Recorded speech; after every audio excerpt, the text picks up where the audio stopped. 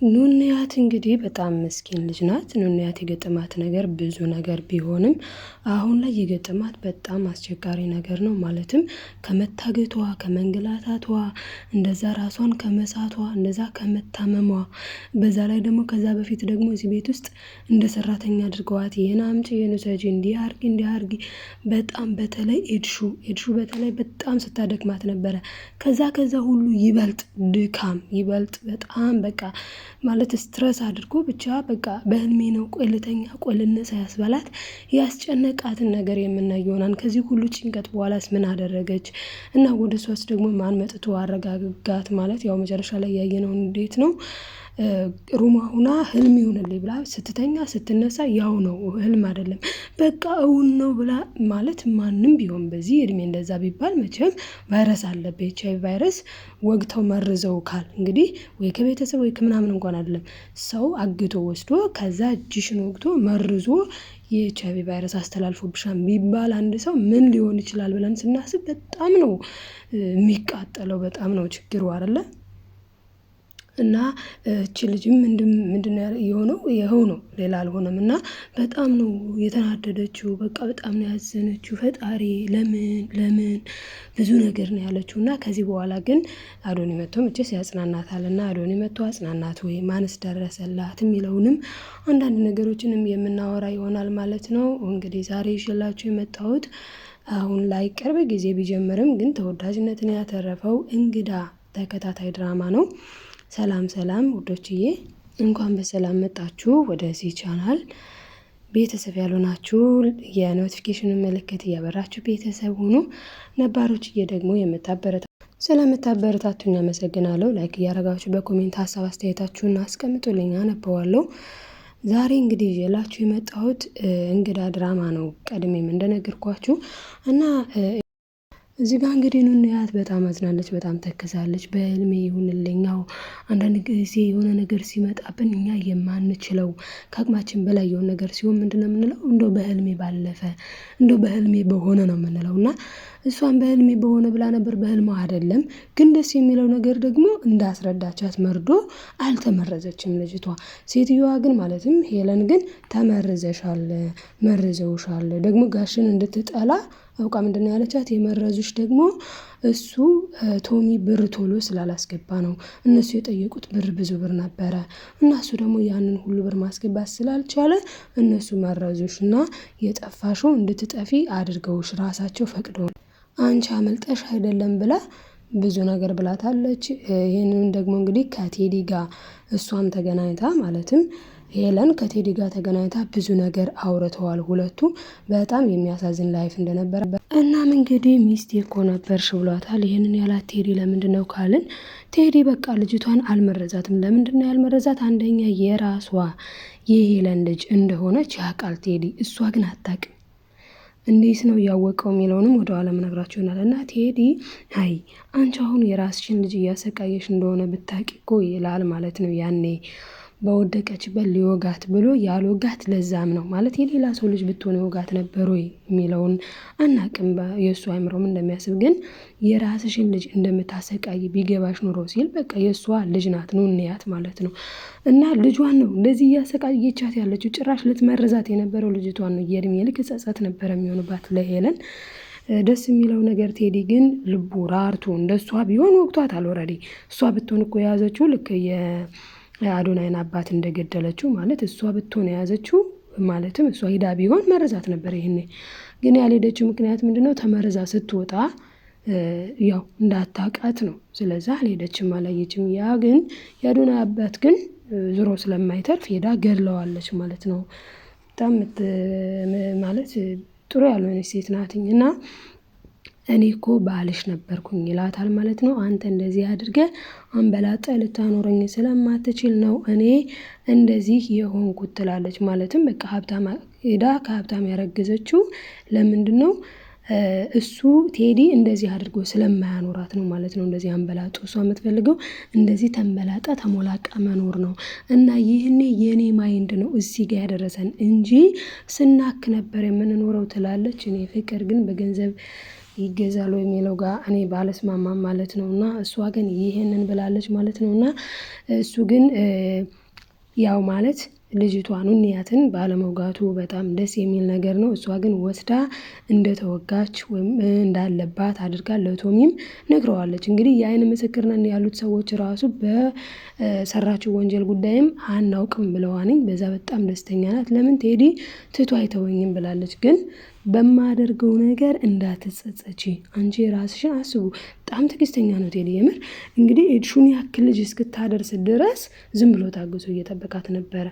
አሁን ጠገብኩ ትላለች፣ ገንዘብ ጠግባ ትመጣለች ብሎ ሲጠብቅ፣ እሷ ግን አሁንም ገና አልጠገበችም። ስለዚህ ከዚህ በኋላ የራሴ የሆነ ህይወት እመሰርታለሁ፣ በማደርገውና በምታዩ ነገር እንዳትጸጸች ብሏታል ማለት ነው። እና በጣም ትዕግስተኛ ሰው ነው። ቀጣዩ ግን ምንድን ነው? ሲጀመር እምኖርላት የተባለችው ልጅቷ ራሱ ማለትም እኔ ለልጄ እሱም ብሏታል፣ ያለን ነገር በቂ ነው፣ አሁን ላይ ከዚህ ነገር እንውጣ፣ እኔ ለገንዘብ ብለሽ መጨረሻሽ አላማረኝም ሄለን፣ በኋላ ለገንዘብ ስትይ እንዳትሞቺ በጣም እያስፈራሽ ነው ሲላት፣ ቴዲ ምን ብላለች? እኔ ለልጄ ከዚህ የበለጠ ሌላ አማራጭ የለኝም፣ ለልጄ መኖር አለብኝ እዛው ብላለች። እንግዲህ ይህች ልጅየቱም እንደሚታወቀው ትምህርት አቁማለች፣ ዱርዬዎች ጋር ነው የምትውለው እና አንዱ ከዱርዬዎቹ ውስጥም ደግሞ ገንዘብ ካላመጣሽ እያለ እያስፈራራት ይገኛል። እና በዚህ ሁኔታ ላይ ያለችን ልጅ ለእሷ ብዬ ነው ማለቱ በእርግጥ ጥሩ ሆኖ ሳለ ግን ልጅቷን መንከባከብ ገንዘብ ከመስጠት ምን ከማለት በላይ ሄዶ ልጅቷን ትሪት ትምህርቱ ቤት መጠየቅ ይበልጥ ነበረ። ግን ማን ይሄንን ሁላ ወንጀል ማን ተንኮሉን ይስራላት? ልጇን እኮ ከጠየቀች ተንኮሉን የሚሰራ ሌላ ሰው ሊያስፈልግ ሆነና ሄለን ቴዲ ምን ብሏታንኝ? እኔ እኮ ስጠብቅሽ ነው የኖርኩት፣ ለእኔ ይሄ ተገቢ ነው ወይ እንዴ? ልቤን አታውቅ ስለው በቃ ሰው ትለዋለች። እሱም ኖ አይበቃ፣ ቀና ብለሽ እያየሽኝ አውሪኝ ሄለን። ቆይ ከመቼ ጀምሮ ነው እኔ ላይ እንደዚህ አይነት ጥላቻ ያደረብሽ? ምን አድርጌሽ? እንዴት ያንን ሁሉ የደስታና የሀዘን ጊዜ እንዴት ትረሻለሽ? ያንን ሁሉ አብረን እንዳሳለፍን ስናድግ እኮ ነው እኮ ጠብቄሽ ነበር እኮ ያደግነው፣ እንዴት በአንዴ ቆረጠልሽ ብሎ በጣም ይናገራታል ማለት ነው። እና እሷ ደጋግማ የምትለው ምንድነው? ወድጄ አይደለም፣ አንተ ይህንን ህይወት ልትሰጠኝ አትችልም፣ ደግሞ ታውቃለህ መስጠት እንደማትችል ይህንን ህይወት፣ ምን አይነት ችግር ምን አይነት ስቃይ ውስጥ እንደነበርን አንተ ታውቃለህ፣ እባክህ ቴዲ አታስታውሰኝ እያለች ትማጸነዋለች።